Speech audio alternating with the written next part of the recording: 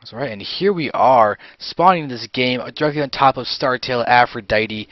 This is going to be cool. Ferrari is apparently her North American Smurf, and it's going to be a great TVZ with her going up against DaSakura, who won the last, oh no, didn't win, Scarlet won the last two ones, but DaSakura I think has won one or three of these Iron Lady Cups. So this is a ex-champion going up against ST.Aphrodite. This is going to be very, very cool. We've already seen Aphrodite do one game or two or three of ZBTs where she actually ended up going mech, which is actually very cool. Started off doing this nice, kind of interesting marine Hellion pressure against the Zerg, and then led in with adding on another couple of factories and then using that to get the mech up and doing a lot of damage. Just really, really solid gameplay. She ended up crushing Aurora PMS in 2 games where Aurora tried to be sneaky and go for Baneling Bust, and even went so far as to pick Zelnaga Caverns as her map of choice, which completely had me, Pandy, and Nudge, all of us just going huh the entire time, and just being like this small O, big O smiley face where it's just like, what's going on?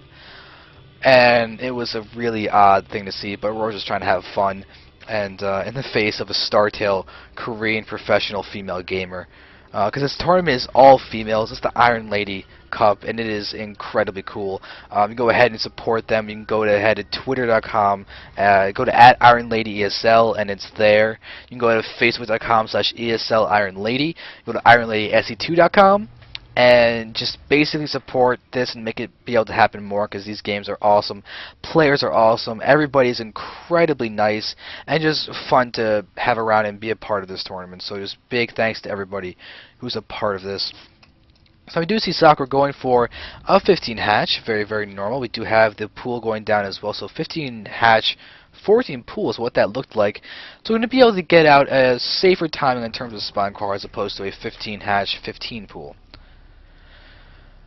So, Overlord's not going to scout. We are completely cross-spawned, so it means it's a long way off. I'm pretty sure Sakura's going to be happy about that. Drops won't be quite as strong considering that they're going to be running around, but once you get to the mid-game, late-game, that's going to be almost irrelevant anyway. Factory going down, so we're probably going to watch Marine Hellion Pressure once again. It seems that Aphrodite is basically repeating the same build that she was doing earlier, which is perfectly fine. As of right now, though, not a ton is really going on for both players. We can see if Sakura's going to go for some kind of weird Baneling play as well. We're going to watch as those 3 drones end up all attacking this SUV. So it did eat 3 shots, but will it do anything more besides that? I guess the scout sees the gas timings and everything, it will just seem to retreat after that. But he's got to be careful. She's got to really be careful, though. If Sakura's going to try something weird, like go for a Baneling Bust and have it be faster than the ones that Aurora was going for, it could really be effective. It seems that Aphrodite goes for the command center here as that it finishes the wall off, but once it's only a couple seconds into it, it becomes the weak point of the wall. And if those Banelings take that out, that's 400 minerals and expansion and everything else just down the drain, going to be accomplishing nothing. And that would be huge if that can actually be taken down, and then you end up having a free win. A lot of everything going, a lot of links into the main base. But Aphrodite is literally doing the exact same build. We're going to be having Banshees coming in after the aggression with these Marines and Hellions and all that attacking the front. Spinecrawler is going to be up in time, and with it being Shakuras, Spinecrawler can get uprooted, rooted down here, and it's going to become very hard for the Terran to push up this ramp. A Roach Horn is now going to be thrown up to try and condense that pathway a little bit. But yeah, 4 Marines and a Hellion moving up the front. Spine is in place, but this is going to be very hard for Aphrodite to actually push in. We can see trying to push forward, but the spine should be more than enough to push these back.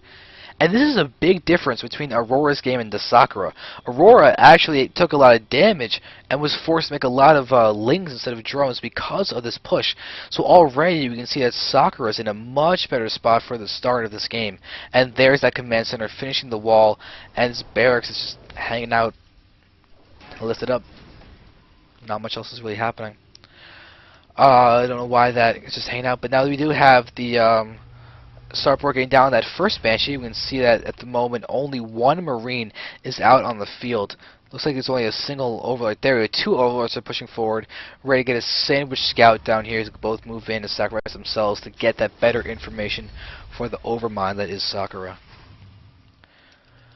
But without much else happening, we need to wait for this to go down. Once this command center gets done, I'm expecting 2 more factories to put down over here, and then just get that mech transition really come in. The barracks will probably lift off and go for the factory to move down here and get the Infernal Igniter. The very fast high Hellion count seems to be something that Aphrodite really enjoys having. And I'm going to see if there is enough money to get down the Infernal Igniter.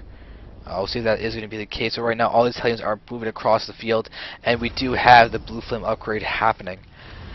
So Aphrodite is doing a very nice, standard, stable way to play TVZ for the start of the game, and now we're going to start getting into that mid-game where the Sakura's going to want to start getting that extra expansions. Lair Tech is already out in the field. We've got a Spire somewhere going down. Where is this? There's a Spire going down next to the middle patch, just kind of disguising itself, but not really. Hellions are pushing forward, not really doing any damage at all though. Where's that Banshee? There's that Banshee. We have this Banshee moving down over there. The other one seems to be hanging out somewhere. Not quite sure where it exactly is. Huh. There it is. It's at the natural expansion, sort of just hanging out over here. The weird glitch, look at that on the edge. It's a very elongated circle. But here we have the second and third factories. The third factory is there. So we have now 3 factories down, or on the way to being down. But as of right now, these Banshees are not doing anything. It seems that Aphrodite is going to end up using this Banshee to defend against these roaches that are pushing over to the front. They will lose at least 1 roach. Now I see them pushing forward, but roaches without speed, 2.25, Banshees 2.75. That means these roaches will be able to get hit, never mind. But still, the Banshee's been revealed, which we have spores going down. Yeah, there's a spore crawler there. It's natural for Sakura. In the main base, 1 as well, but still 1 more needs to be thrown down over here in order to really be defended against them. Third base is being taken by Sakura over here. It looks like this Banshee's continuing to sit over here. Hasn't done much. A single kill. Might have actually been a drone moving forward to try and get that as a third base. So instead of harassing Banshees, just simply just map control Banshees. Just trying to go ahead and prevent third, fourth, or some kind of extra base being thrown down. But Sakura's done a great job of getting her her supply up. 56 drones to 44 SCVs, more drones along the way, more SCVs coming down as well. But the mutas are going to move in and be able to take down this Banshee without any difficulty whatsoever, as the fourth will be going down as well. This is something that Zergs have been doing a lot lately, and that's getting this double expansion after trying to get up mutas, the lair tech, the defense, because it can't really hold like a normal timing third base for like say ZVP, because Terran can just move in and kill them. So double expand to try and stay ahead in the colony, but this one turret is pushing back a lot of those mutas. You can see there's a nice bit of turret placement around the bases, just trying to be as aware as they possibly can. But it looks like more Banshees were actually made. We're at 2 once again, which is kind of odd. You don't really see Banshees in this point of the game in TVZ. Usually they're like an opener and then they die or something, but kind of unconventional that they're still out there. But it's nice. It's a nice way to be effective and move in. Looks like this base does get attacked a little bit by Blue Flame Hellions, but nothing crazy there. And now their roaches are going to be easily able to defend, and that does push back all these roaches. Speed roaches are so good against this. But it seems that Sakura has got a nice handle on terms of mech. We've got a lot of roaches, good beefy units that tank a lot of damage moving forward, especially in the face of Blue Flame Hellions. But with this, these mutas are so dead. You can see them pushing back. They're getting hit by the missile turret as well as the Thors, and that is just a death sentence to that muta count. You can see now there's so few left. Just these initial, this is 4 are out. That's nothing. So now that means that these Banshees are going to push forward, take down at least one of the... Never mind, will not actually take down that one roach. But still, 4 bases are now out for Sakura, getting a nice bit of income in terms of the gas with those 5 gas geysers up. No 6th, 7th, or 8th quite yet. So now we're having a 6th down, but no 8th or 7th. Now Roach pushing. Oh, Roach is getting in, targeting down the Thors. You can see them moving forward, but there's so much DPS from this Roaches that they're just taking down the Thors. Not enough SCVs can really repair, and those Roaches are taking down the Thor count. There's only 1 left, and they retreat. That's a nice pick off for Sakura to kill off what 3, 4 Thors like that. Now getting off a couple of those Hellions. Banshees are going to be vulnerable to the single muta, but Thors are there to easily defend that. And it looks like Aphrodite accidentally locked herself out of her own base. Still, Aphrodite is only on these initial 2 bases. There's the 3rd base actually. Getting the orbital command, we could see the 3rd being taken down there to try and get her economy even better. But now we have just a lot of mech coming in. We have a reactor going to be made down here on this factory, and that's a lot of production capabilities. Hellions, tanks. Although there's no siege mode, it's right now pure Hellion, Thor, Banshee. Weird army composition, but hey, seems to be very effective. We can see how more Banshees are coming in. Very, very odd. It makes sense on some level, considering that the Thors will be able to take out the Mutas, which are the only anti-air for these Banshees to then be able to destroy, which reminds me of a 1-1-1 against Protoss, where you have the Raven and the Banshees, you take down the Observers with the Marines or Vikings or whatever, and then you have Cloaked Banshees there to ravage the Protoss and just destroy them utterly. But look at the food count. Sakura's at max, Aphrodite's at 130.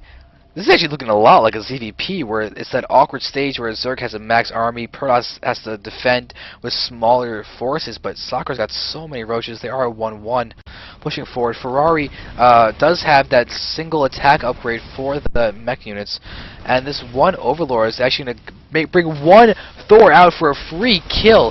That is a big deal. We see it targeting down. Now we have a lot of roaches pushing down, trying to do a lot of damage. We still have 4 Banshees out.